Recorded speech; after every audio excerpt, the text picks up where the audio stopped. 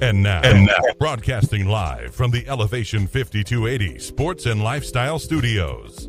This is On the Mark when on the mic with Mark Saxton. First and foremost, obviously watching this now, being a 90s kid, I might be a little biased, but I loved how 90s this movie was. I loved seeing all the old computers and printers and phones, and that was funny to me in itself. I loved it. It was a great movie. And Michael Spillin. I mean, the Indiana Fever almost can't catch a break while they're still maintaining kind of good basketball on the floor. They just can't catch a break when it comes to the injury bug. They say Caitlin Clark is making progress, still not even like full participant at practice with the groin injury. Honestly, with 14 games left, why even push it? You might as well just sit the rest of the 14 games and get her ready for the playoffs.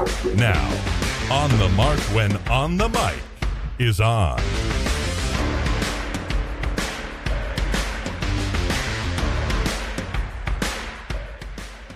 And welcome into On the Mark when on the mic here, Elevation 5280 Sports and Lifestyle here on this Sunday evening live with you on all of the socials, if you will, except for Instagram. You can't go live on Instagram unless you do some stupid crap.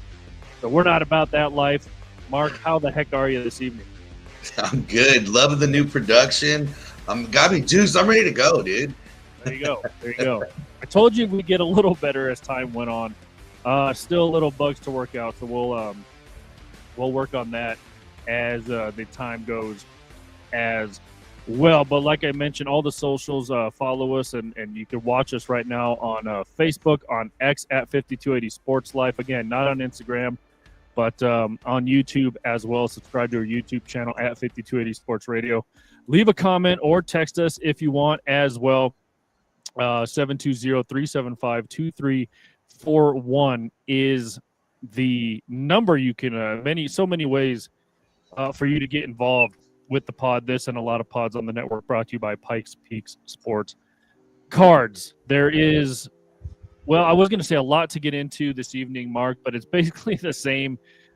Pretty stagnant in the sports arena. We did have maybe you can get into the UFC fight over the weekend. We also have just a lot more baseball we'll get into. NFL preseason still going down. Thank God there's only like a week left of that crap.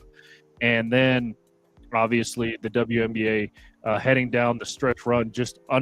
We're under double digits left for most teams in the regular season. So excited for the playoffs for that as we transition into what are we watching? Well, Mark, it's again been basically the same for me watching the WNBA.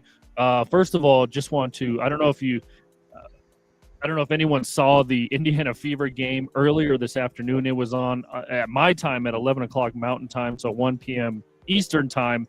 So, I mean, it was just crazy, and Fever were down 21 at the half. Kelsey Mitchell, by the way, who should be considered an MVP candidate because she is just – I want to call her Mighty Mouse because, I mean, she's small in stature, smooth lefty, by the way.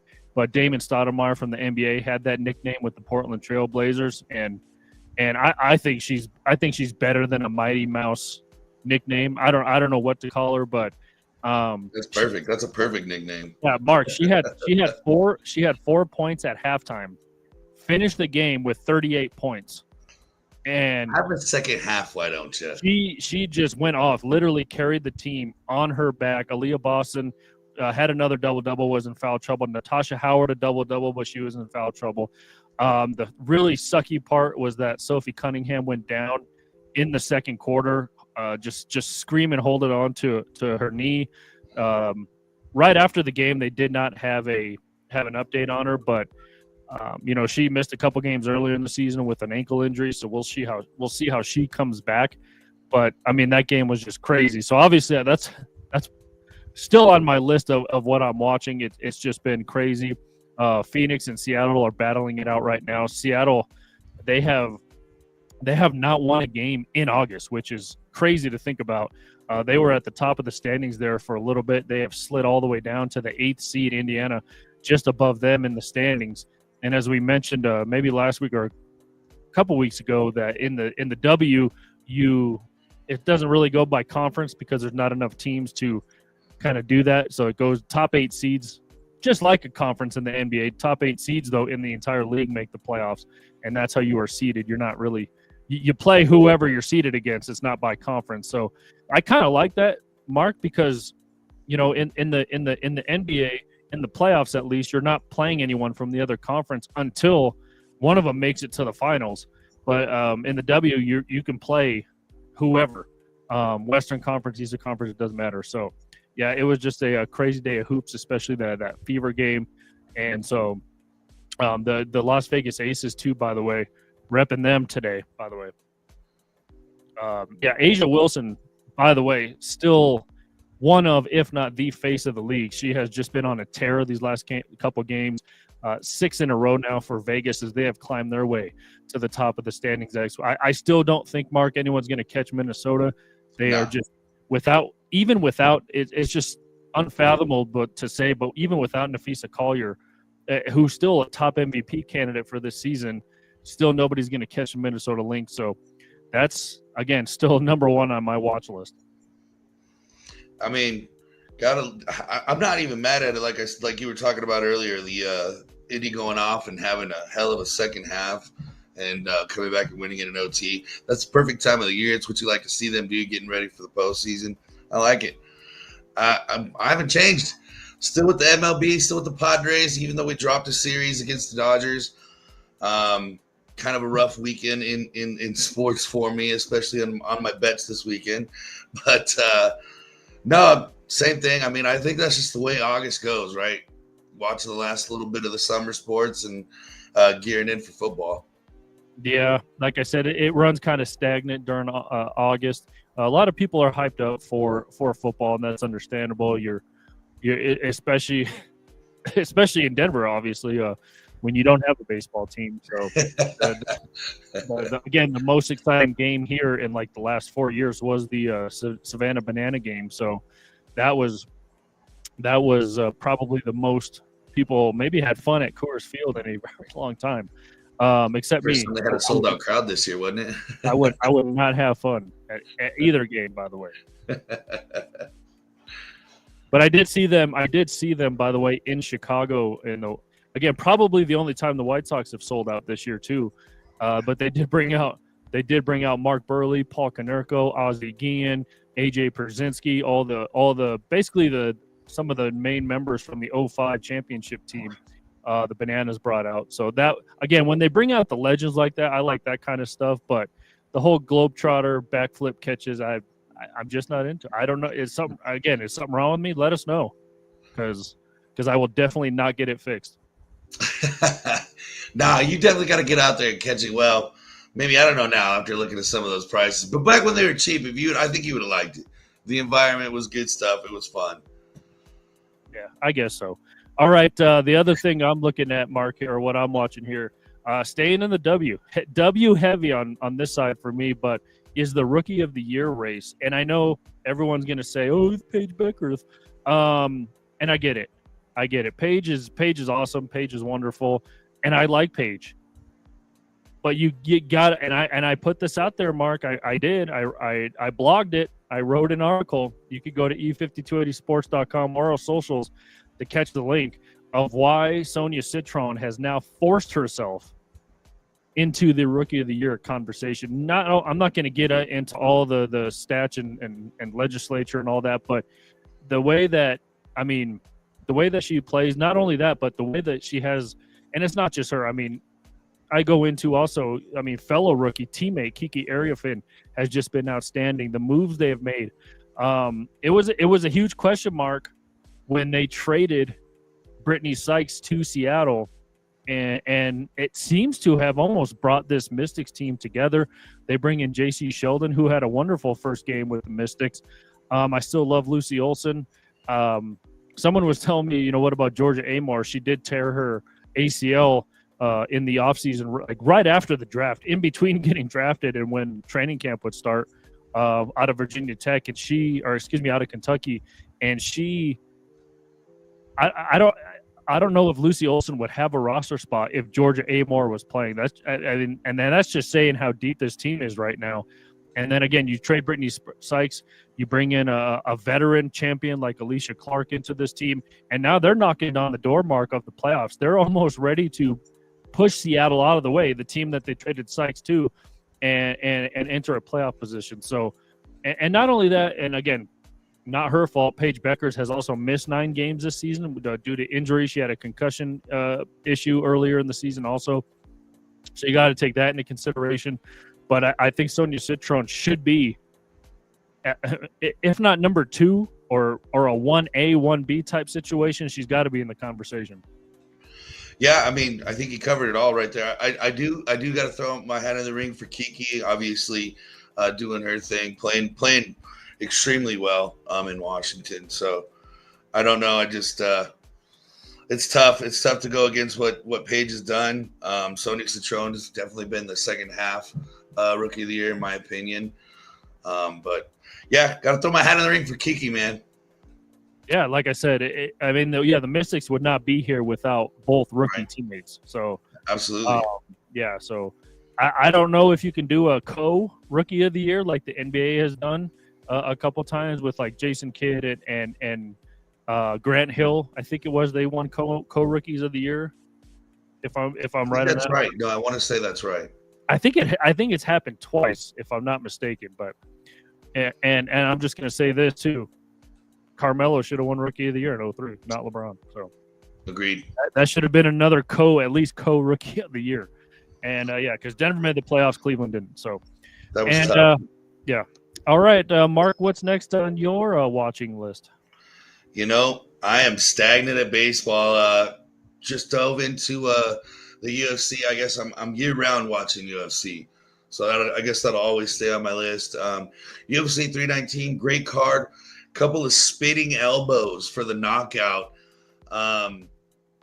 Phenomenal showing for at least the undercards there. You got Michael Prates or Prates, I guess.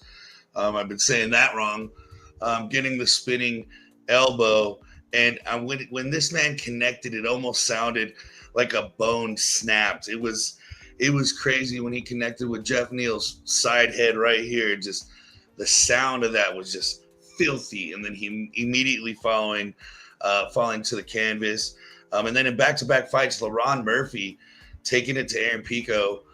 Young Aaron Pico, his debut, was extremely aggressive. Murphy caught a glimpse of that. Immediately came in, dodge, spun, back elbow, and just knocking Aaron Pico out. And then finally the championship, Dricus du Plessis and Khamzat Chimaev. First time we've ever seen Dricus kind of get tossed around like a rag doll, and Chimaev just relentless on the ground. Every round, about 20-second mark, he was throwing him around, would not let him up. I was disappointed. I wanted more fireworks. That's when the fight turns into a ground game. It's basically a boxing match. That's one of the reasons why boxing has died, because people can exploit the defensive side in boxing. In the UFC, if you get too much on the ground time, you're not going to get any big hits. You're not going to get any big slams, unless you're super into jiu-jitsu like Joe Rogan. It really just kind of waters down the excitement, if you will. But nonetheless, I mean, not that I was happy about it. Chimaev just being phenomenal on the ground and not letting Dricus get away with anything or go anywhere for all 5 rounds, literally. So, I mean, well-deserved winning the belt. Like I said, I was disappointed because Dricus didn't win, and I was disappointed because there wasn't any huge hits or any huge knockdowns in the championship fight. But enjoyed the Saturday night still. Yeah, I heard a lot of critics saying there was a lot of hugging. Is that true? Can we confirm this? Yes, it is. That you heard it here first. So there was a lot of. What is hugging? What, like, for the lay person, if you will?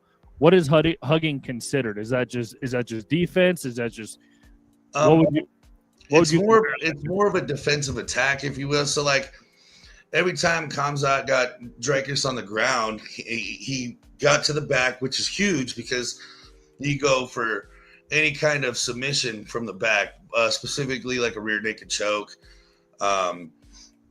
Sometimes you get a triangle out of it, but regardless, the back is a good thing to have. The problem is it didn't go anything past that. So imagine, if you will, just comes out hanging on like it was like he was riding a bull, basically. That's pretty much why it went down. Yeah, and that's I would imagine sometimes that's all you can do when you're put in certain positions. So, and I guess to keep from getting beat up yourself, hey, yeah, just give them the old bear hug. Yeah, pretty much, and then just hang on. It's because it's going to be one hell of a ride. Yeah, so that'll be funny. I mean, that really wraps up all I'm watching. I did catch a few NFL preseason highlights. It was funny because last week when also on Gentry, if I'm saying his name wrong, I'm sorry, the rookie running back for the Las Vegas Raiders really had a bad game in the first preseason game. I don't know how many carries he had. But yesterday, I mean, it said, now welcome to the NFL, Gentry, because I don't know if you've seen him, just trucked over a dude, literally I don't even think he broke his stride when he just ran over this guy.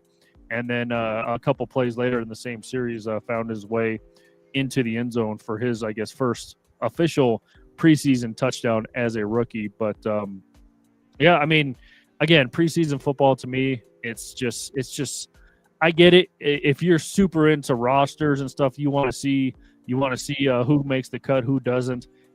I mean, that's all fine and dandy, but Hard Knocks is awesome. I do love a Hard Knocks. I don't care what team it is, Mark. Always dialed into Hard Knocks, which I don't know if that's a hypocrisy on my part or whatever you want to call it, but and they did get rid of like the cuts, telling guys they got cut in Hard Knocks because let's face it, this generation's way too insensitive. So, yeah. I mean, that's as soft as you can get taking cuts off Hard Knocks, but it's still well put together, still well-rounded show. So love that. So I'm watching that. Hey, I don't think it's hypocritical at all, because rather than watching from afar and not knowing any of the background, because it's hard to get invested, like you said. I mean, second, third string guys. Unless your team like drafts that one guy you're looking out for. I don't think really anybody's paying too much attention, like you said, unless you're just super in a roster. So that's where Hard Knocks was able to kind of open that door, especially for fans, to be able to get invested and watch. And I agree, they should have never gotten rid of the cuts. And it also showed, the tough thing the coaches have to go through, and, the entire coaching staff, like, hey, got to pick 54. It is what it is. You know what I mean? Yeah. So we'll see what goes down the pike here. All right. Anything you're not watching? I think we both kind of went into what we're not watching at the same time of what we are, but anything you're definitely not tuning into? Yeah. I mean, that's about it. I think, like I said, I think we covered it. I hate doing that, because that, this is not, not a whole lot, not a whole lot going on. Yeah.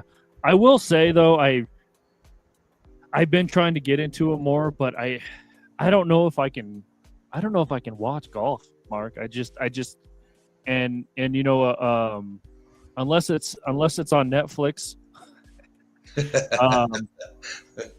unless it's Happy Gilmore or something like that. But yeah, so it's super crazy. I did want to get into, I don't know if you saw, again, crazy things are happening in the world. I don't know if you saw good old T Swift on the airwaves last week, but that was a crazy amount of, I don't know if you saw how many viewers they got when their podcast went live. 287 million people were watching it at the same time. Crazy. That's crazy. And honestly, I think I said this during football. I could care less that my homie T Swizzles at these football games. Could care less. I don't care. I don't care if they show her 20,000 times. And I honestly, like, this may be an unpopular opinion too, but I don't mind Colin Cowherd at all. But he did throw this out there. He's like, they show her for 34 seconds in a game, whatever the average. I think someone actually sat down and did the math, of course. Of course. And the math was she averaged a total amount of 34 seconds per game last year. And you're only literally watching only 12 minutes of football in a 4-hour broadcast, by the way. Yeah. 12 minutes. Can you? I think it's like 11 minutes and like 17 seconds or something. I don't even. You're being nice with the 12 minutes. Yeah, I think they were generous and rounded up. But yeah, literally only, we'll just say 12 minutes, I guess, for argument's sake. But yeah, only 12 minutes of football in a 4-hour broadcast, which is hard to fathom in itself. And he goes, I've seen more males jump off their minivans in Buffaloes and crash into a table than he goes, they can cut back on that stuff. He goes, viewership went skyrocketing. I don't know if it's just because, girlfriends want to watch the games more just to see Taylor in the stands. I don't know what it is, but who cares? And yeah, her being on the podcast is just going to drum up either a whole lot of drama and controversy, or again, a whole lot more viewership for not only their podcast, but for her brand. She announced her album coming out on their podcast. It is a funny podcast. They're funny together. I love the Kelsey's podcast. I don't mind them at all. I could care less. I mean, and she's easy on the eyes, Mark. So whatever screen she's on, I'm okay with it. See, and here's my thing. So just like any other sport that we have, they over market the one face or the one person. So oftentimes I think people get confused, like with hating that person. No, they just hate the hype and the BS around it. In my opinion, I didn't see Taylor Swift do anything to like make it about her, kind of like Brittany and Mahomes did. You know what I mean? Taylor Swift showed up in attendance like everybody else, and just the cameras were glued to her. I didn't care for it. Dude, I was jamming to T Swizz when she was still a country star, so I'm a real OG fan. My parents can attest to that, but I think in my opinion, I got tired of it just the same way that I get tired of listening about Patrick Mahomes and the Chiefs, Shohei Ohtani and the Dodgers. I mean, you insert how these sports are marketed or how these athletes or celebrities are marketed nowadays here, and I don't care for it. But like I said, I don't think it's the person's fault. Good on the Kelseys. Obviously, with as many fans as Taylor Swift has proven to have over the last, especially 5 years, bringing her on that podcast was extremely smart business move. I think people are angry about it because I don't know. Honestly, I don't know why, actually, because if it was their guys, their teams, their girlfriend, their quarterback's girlfriend or tight end's girlfriend, I don't think they would care as much. Yeah, I really don't get the hate. I get it. You're there to watch football, and then T Swift comes on your screen. Who cares? Like she's not asking to be put on TV. She's not like following the cameras or anything like that. So yeah, it is funny how people react, but and she's funny too. I don't know if you've seen the episode, but she's pretty funny as well. So I guess she fits right in with their humor. Oh, she definitely does. But I think people forgot about that when she did her little thing, when she got the name T Swizzle, doing that little I don't even know what to call it with T-Pain. Yeah. So, I mean, like I said, I've always been a fan of Taylor Swift. It's only recent years everybody started really hating her. I mean, they used to make fun of her back in the day for writing breakup songs, but the hate has gotten real. And like I said, in my opinion, blame the NFL, blame CBS, blame the guys that are forcing her down everybody's throat. Yeah. Again, really not her fault. And then it is funny because when that episode released, even the NFL social medias were putting clips on there, like clips with little titles. I couldn't name one title, but kind of following the NFL social media, that they were dropping clips of their podcast on their social media with little clips. So I hope they charge the NFL a couple $100,000 per second. Yeah, I would say, hey, that video coverage is that video is trademarked. So, and without written consent, you cannot show this. yeah. I mean, hey, the NFL does it after every broadcast. This presentation is a presentation of the NFL and can no longer be used on whatever. So there you go. Exactly. Can no longer be recorded and reviewed for monetary purposes. Repurposed. So repurposed, that's right. What the NFL was doing was repurposing video that was not theirs. But do they have purpose? Because one of the guys on that podcast is technically NFL property. True, but no, I think you win. I think you win in court with that one. I think that's a solid argument. I don't know. I mean, you go to work, you give up certain rights. He's not at work, so I don't know. But here's the thing: he might not be at work, but with like any other football player, if they get in trouble or anything poorly in the public eye, they end up getting fined or something happens at the NFL. Look at poor Sophie Cunningham. She's gotten fined 3 times already.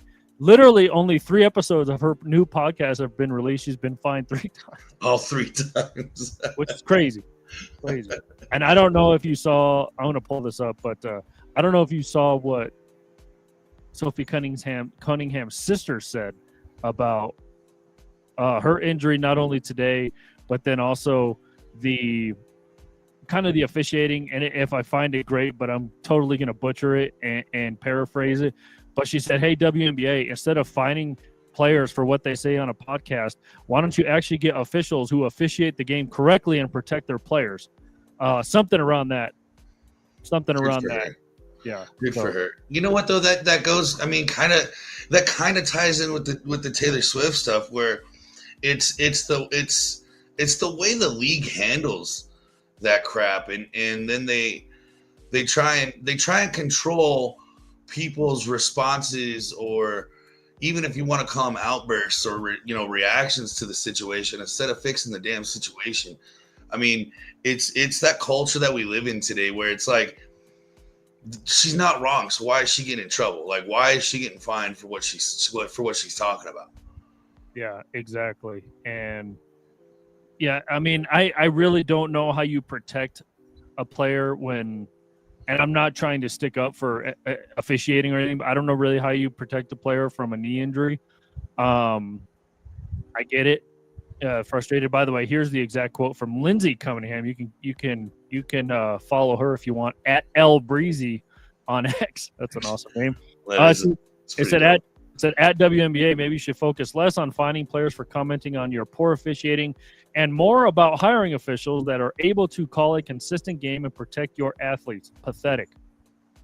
And then it said praying for you at Soph Baller, which is Sophie Cunningham's handle. But again, not sticking up for officiating, but a knee injury when maybe you land wrong, an ankle injury when maybe you land wrong. I really don't know how you're supposed to protect players from that, but I get the outrage. I think they'd have more of a leg to stand on, because I agree with you with that point, but they'd have more of a leg to stand on if they were more consistently good, rather than consistently being, trash. Yeah, exactly. Every time we talk about them, it's never good. I don't think we've ever had a good thing to say about them. If officials are talked about, it's probably never good. Right. Just like an offensive lineman. If you're being talked about, it's probably because you did something bad. Yeah. That's a thankless, no name job there. But I mean, it's true though. When you watch the game, you don't want to worry about, what the officials might do or might not do. You want to. They should not influence the game in that way, and that's what's tough. And it goes both ways. I mean, if you're in the first quarter, first half, whatever it is, whatever sport you're playing, and you're seeing how the game is being officiated, you have to tailor how you guys are playing to not generate those calls. If they're calling ticky-tack falls, you got to loosen up a little bit. If they're calling hand checks, you got to keep your hands away. I mean, if they're calling reach-ins, keep your hand away. There was I think 3 or 4 defensive 3 seconds called in the Fever Sun game today, and even the broadcaster said, like, this is like the 3rd defensive 3. We haven't seen this all year long, but for whatever reason, this game, these officials are concentrating on that. So get your foot out of the paint and reset so you don't get called for it, because depending on who's shooting it's a free basket depending on who's shooting the free throw. And True. in that game, and that game, points were at almost a premium, and points were very precious in that game. So you got to also tailor, and again, that goes to coaching too. You got to tell these guys, hey, they're calling the game this way. Let's adjust to it. Right, and I mean that's an extremely great point, and another great example of that is baseball, right?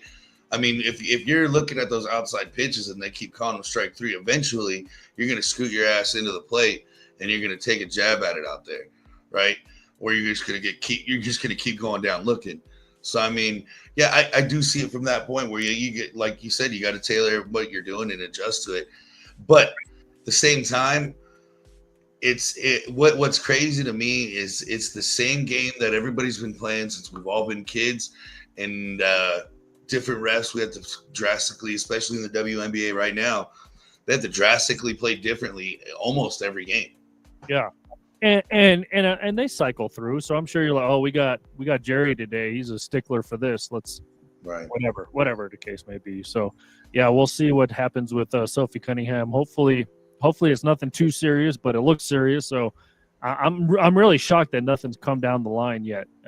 As the game ended, maybe like 3 hours ago, so 4 hours ago. So we will see what's going on with one of the Trace Leches over there in Indiana. By the way, they said Caitlin Clark hope is returned before the playoffs. I don't, as you heard in our new intro there, I don't really know why.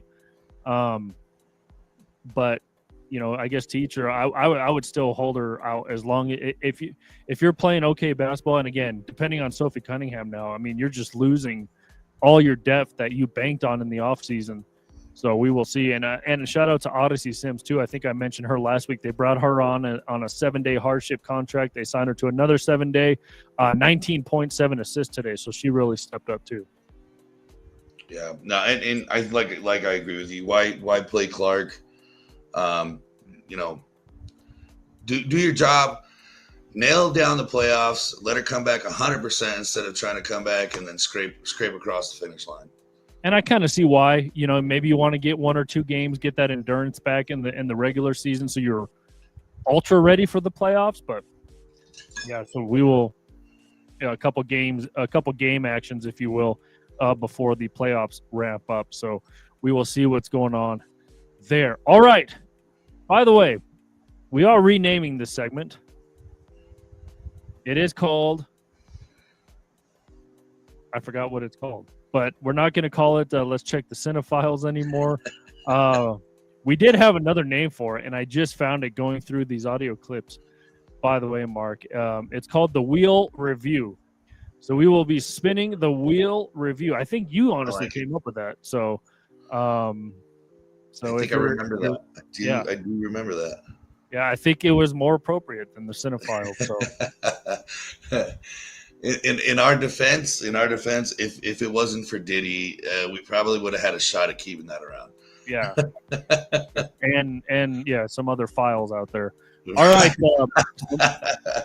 So in this segment of the show, second half of the show, we dive into our entertainment portion of the pod, and we spin the wheel last week, the wheel of review, and I kind of like that. And then Mark was assigned Major League, the hilarious, raunchy baseball movie, and then I was assigned The Ritual, which is a scary movie. What am I trying? A horror movie. There's the word I was looking for. So, Mark, do you want to go first? You want me to go first? How you want to do it? You know what? Let's end on a funny note. I really want to see what The Ritual is about, honestly.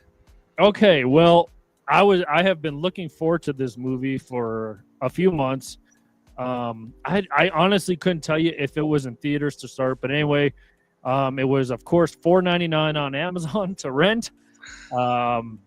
And I will honestly tell you, Mark, it was not worth the $5 to rent on Amazon. For as much as I was looking forward to this movie, like I said, Al Pacino's in this movie. Basically, the only, I guess, known actor in this movie. The one dude, there's this one priest guy. He's been in a lot of things. He was in Breaking Bad. He was one of the one of the lawyers at one of the offices or something like that. He was also if you saw his picture, you would recognize him right away. But he was one of the priests as well. Couldn't tell you the main priest besides Al Pacino. A bunch of the nuns, probably couldn't name you any of their names as well, but couldn't name you the girl who was possessed in this movie. Oh yeah, we forgot to say spoilers ahead. This is a relatively new movie, so if you haven't seen it, there are a crap ton of spoilers ahead. So basically, just like any other exorcist movie, if you will, possession movie, girls possessed. Does it always seem to be women, by the way, that are possessed? I feel like it, because wasn't the last one Emily, right? Emily Rose? Yeah, I mean, there's so many that are possessed, and it's all women. Not trying to say anything, but I don't know. I'm not trying to be sexist, but I guess men don't welcome the devil in them. And then hey, remember, we're not the ones that ate the apple first, right? Yeah. Funny thing about that, she did throw up an apple. She did literally throw up an apple. She threw up something earlier too in the movie. I couldn't tell what it was. It looked like sludge and sludge. I don't know, but possessed people always throw up something too. They turn crosses upside down. They throw shit all over the room. They, again, projectile vomit everything out. And again, it's just more along those lines of almost every possession movie you're going to see. The priest is reading the Bible or whatever. The demon spirit gets mad and, uses his voice through the girl's body. And I'm pretty sure I caught this, Mark, but they said it was Judas was the one that was possessing this girl. Now, this girl's name is Emma Schmidt. This took place back in 1928, this exorcism, again, based on true events. Why the hell in the last 50 years have we never heard of an exorcism case, by the way? Do they just automatically kill these people that are possessed now? Like, what's going on? Like, why have we never heard of a possession case in the last, I wouldn't even go, maybe 20 years? Because in the 20s through the 40s, they were happening apparently every month. Like, why? In the defense of history, they were also burning witches. Yeah. They did mention a lot of witchcraft and wizardry, so there is that. But come on, there's got to be people doing that still. You're telling me nobody's talking to Satan through the Ouija board? Come on. Somewhere in some dark corner of the world, people are still doing this. Dude, I think you're onto something. That is some top-notch shit. Why have we never heard of this in the last 20 years? Anyway, so this girl's name's Emma Schmidt. Being lied to. Yeah. Again, are these people just being shot on spot? What is going on? So yeah, her name is Emma Schmidt. It says it's the most, and this is what I don't get either. This is what kind of brought me into that train of thought is after the last scene or whatever, they go through and say, after this exorcism, Emma Schmidt lived a peaceful life the rest of her life.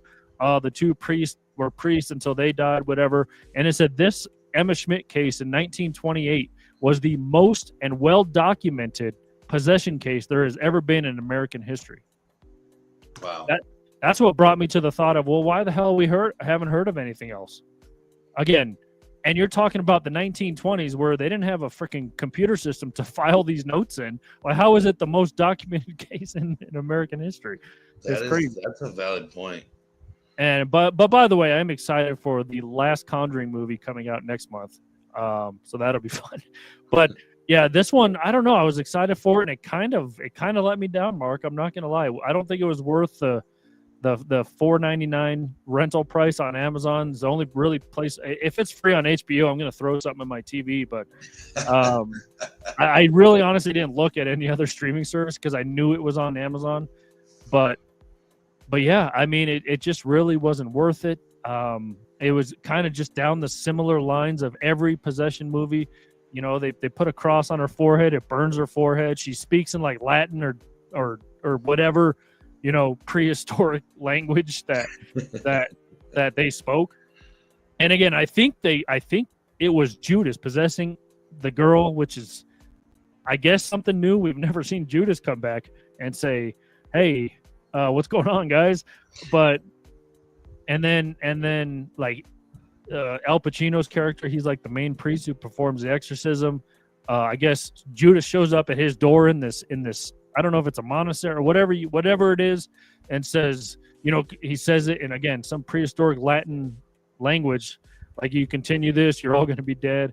She escapes. Of course, she escapes all the shackles and bonds, and then, of course, the demon goes away, the rainbow comes out, the sun comes out, and the rain goes away, and it's all peaceful. So it's basically your straight and narrow possession movie. I mean, if you've seen a possession movie, it's just like the one you've probably seen. So I was so excited for it, Mark, but it kind of let me down. That is kind of a bummer. I thought for sure with Al Pacino being in there that it would have been something decent, but another, what is it, Joni Loves Chachi story, pretty much. Yeah, I mean, again, if you've seen a possession movie, this copy and paste pretty much. And then put it based on a true story, right? I mean, I'm sure it is. I'm sure it's based. They don't say it's true story; they say true events. Because it is one of probably the best exorcism movies that I've seen. Besides, I'll throw out the Conjuring series because I love that universe. But I will say, like, the Pope's Exorcist with Russell Crowe, one of the best possession movies that I've seen in a long time. So if you haven't watched that one, watch that one, because that one was far and away better than this. And again, you see the previews. They probably, again, threw all the good stuff in the previews, all the good scenes and stuff. And so it kind of makes you excited, and then you watch the movie and you're totally let down. So, see, I want to watch that Russell Crowe one. I mean, but I haven't yet. But I think for me, up to this point, Constantine was probably the best at, like, taking the possessed and casting out the demon and kind of just doing cool shit. I mean, Keanu Reeves killed that movie. Constantine was fantastic. Yeah, so. The ones that are kind of crazy too, when, like, women somehow get, like, impregnated with demon babies. Again, women. I'm sorry, women, but I don't know what you're doing. The FBI would call this a clue, a pattern, if you will. I don't know. Easy targets? I don't know. But actually, the one, I forgot what it's called, but there is a one with Sydney Sweeney. She was, like, somehow impregnated by a demon. And yeah, well, that one actually is pretty good. So I forgot what it's called, but if you Google Sydney Sweeney and demon babies, you'll probably find it. I'm gonna have to look that one up, especially if you just been a hot commodity lately. It's actually pretty good. I'm gonna have to look it up for sure. That's funny. Yeah. All right, Mark, you were assigned Major League. Yeah, I don't. Do we say spoilers? It's been out since 1987, but if you haven't seen it, it's hilarious. Yeah, at this point, it's your fault if you haven't seen it. But no, love this movie. I think I might actually love it more than one probably should. I watched it again, and I just giggled throughout the whole movie. A lot of funny parts. I think, like, my favorite, it was a good soundtrack, a lot of good 90s sounding, 80s and 90s sounding baseball tunage. Randy Newman singing Burn On at the very, very beginning of the film, about, all Cleveland in this and Cleveland in that. Just multiple scenes. Obviously, if you haven't seen it before, the Cleveland Indians was a baseball team well before people got sensitive, before anyone wants to shoot me. But back in those days, that was the team name. But yeah, the Cleveland Indians were last for, I think at that point they hadn't won anything since, like, the 40s or something like that. So they take this ragtag team, and the owner gets divorced. The wife takes over, or the ex-wife, and she wants them to do so bad so that she can uproot the team from Cleveland and move them to Miami. Spoiler, they end up killing it that season. But I think one of my favorite scenes at the very beginning is when she gives a list of all the players that she wants to invite to spring training. You just hear all the fans I've never even heard of these guys. And then the construction worker, who are these fucking guys? Like, then you got the Japanese guys that are working on the fields, the fields crew, and they're, man, these guys are shitty. So that was fun. And then after, the team gets set and they make the team, Tom Berenger's character, Taylor, I forget his first name now, but the catcher Taylor invites Wesley Snipes and Charlie Sheen's characters out to this very nice restaurant. You got Charlie Sheen, Ricky Vaughn, the Wild Thing, with no sleeves but a tie around his neck. And he's like, look like a banker. That was just classic. Good comedy, and then all the way at the end, he ends up sleeping with the third baseman's wife on accident. But then here's, like, as a baseball fan, here's where it gets a little muddy, because you got your starter in the bullpen. He's closing games. He's starting games. He's starting and finishing games. So that was a little mud in the waters there. But, just all around good fun. A lot of good jokes in there. And Uke's in there. Bob Uecker. One of my favorites when he's like... Classic. Yeah, he goes, and they sure love the Indians out here. And he gets the microphone out there, and he's looking around. There's not making any noise. And then he goes in the windup, and the pitch. Oh, shit. And then I think they're playing the Yankees, and he's, and the Indians up to this point, well, one hit. That's all we got. One goddamn hit. You can't say goddamn in the air. He goes, don't worry, no one's listening anyway. That's probably my favorite one right there. Don't worry, nobody's listening. Yeah, no, Bob Uecker's the shit.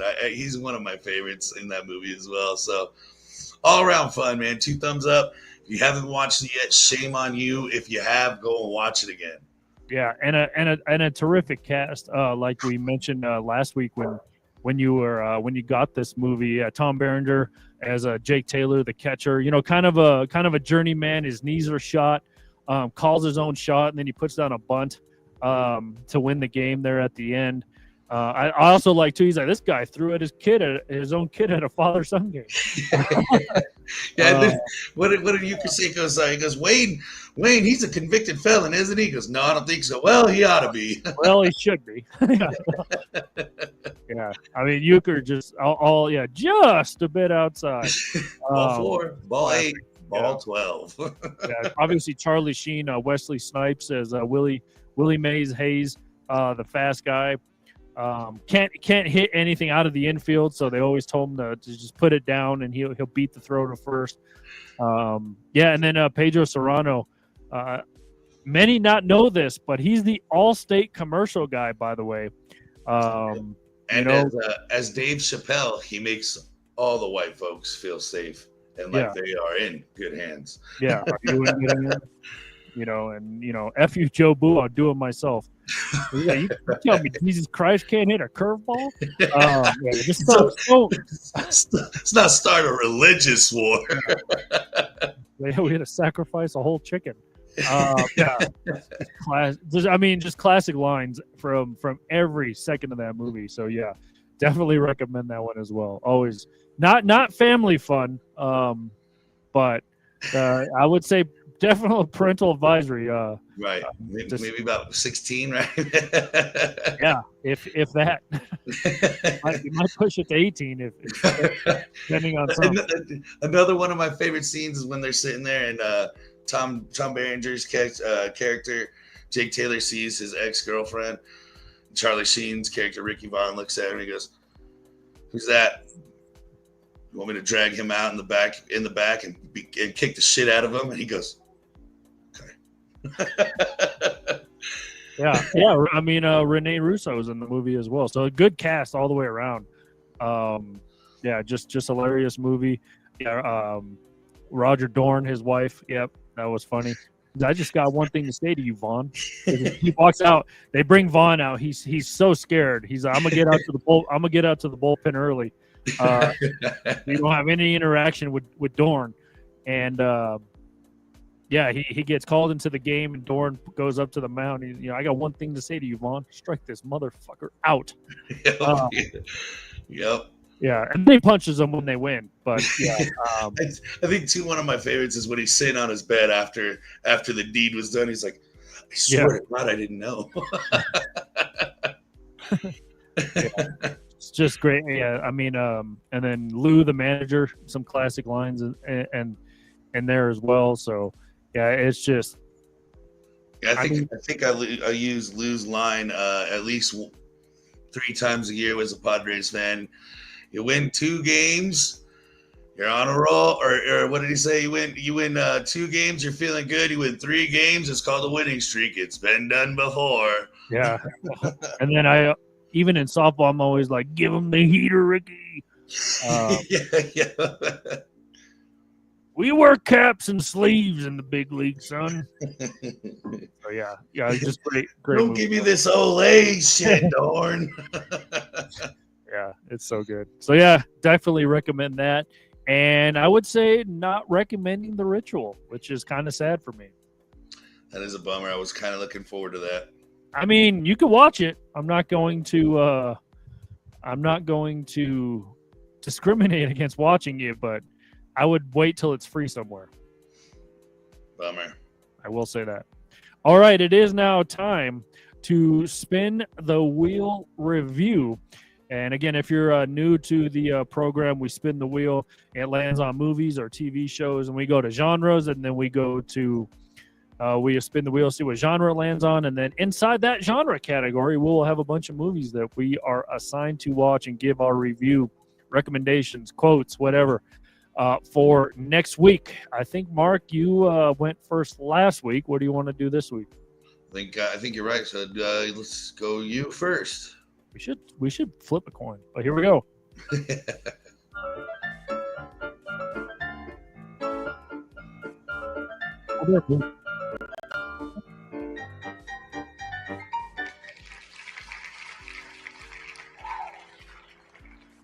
Another GD movie. All right, so we got horror, which what I had last week, comedy, action, cartoon, sports, and of course, Marvel Madness. All right, let's spin the genre wheel now.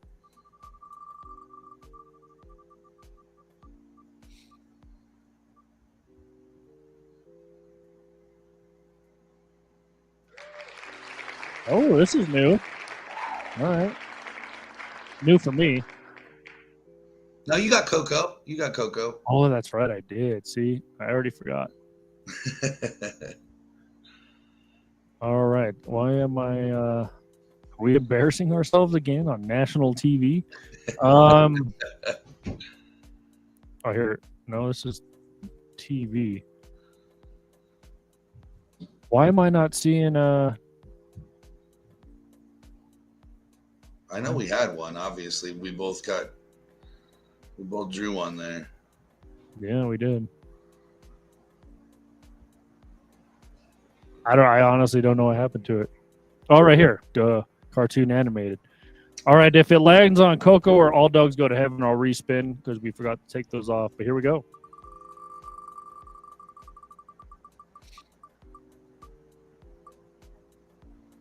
Fantastic. We're back. Fantastic film. There we go. I mean, you thought Jurassic Park was good? It's about to get real. All right, so I got to watch We're Back. I want to say, I'm not even going to guess the year that came. I'm going to say like 92 that came out. Shoot, I wouldn't be surprised if it was 89. Yeah, I mean, that is a classic for sure. Why am I not seeing these fucking pages? There we go. All right, Mark, here we go. Let's do it to it.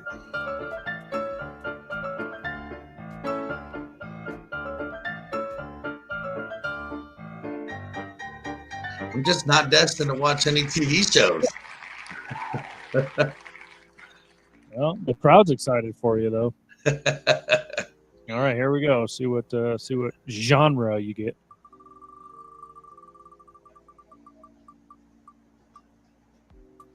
Oh. I'm back to action. Remember, our first 2 spins were exactly the same.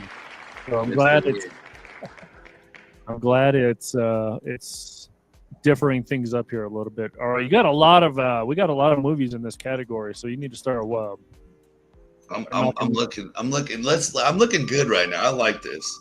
Yeah, we got to knock some of these off the board here. Oof, Snatch. Is that the one with Melissa McCarthy? No, this is the one with Brad Pitt. Oh God, who else is in that movie? It's a good movie. I've seen it. I've never seen it, so I'm excited. Yeah, it is a good movie.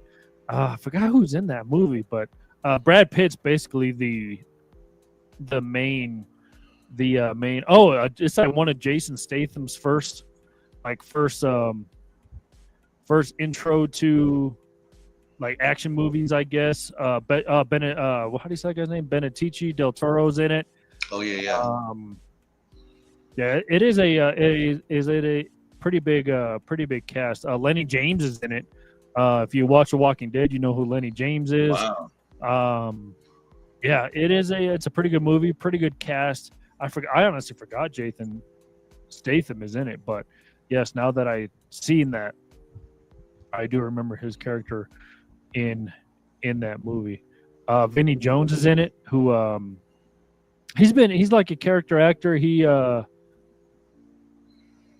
I want to say who did he play? I forgot who he played, but he's been in a lot of stuff as well. Once you see him, you'll know exactly who I'm talking about. But yeah, it is a good movie. There's some funny parts here and there, but yeah. Vinny James, is that dude that is he that English dude that played in Gone in 60 Seconds? Yep. He was the silent guy. Yeah, that guy. Yeah, I know exactly who you're talking about. Yeah, Brad Pitt's the main guy. So any Brad Pitt movie is pretty solid. So I think you're in good hands. And yeah, we're back. Hey, like I said, it's about to get real. You couldn't be on two different sides of the spectrum. Was it John Goodman's in there? What's that other? Up right now. I was close. 1993 is when it came out. Oof. I was close. Yeah, John Goodman is Jay Leno's in it. Yeah. Martin Short, Ray Perlman. Wow. Classic cast. Classic. 1993. I was 6 years old, Mark. I was one.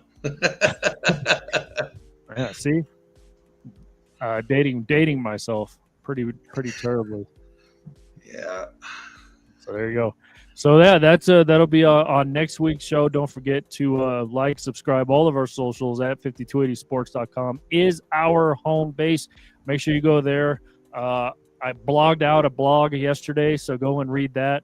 And I'll go read Rashad Mitchell's post as well. Catch up on Pro Wrestling Daily as well. All right there on the front page, excuse me. So go to e5280sports.com. Thank you for tuning in, however you consume it, whether it's now YouTube, Facebook, X, later on Spotify, Apple Podcasts, and Amazon Music. Thank you for getting involved. Mark, any final words?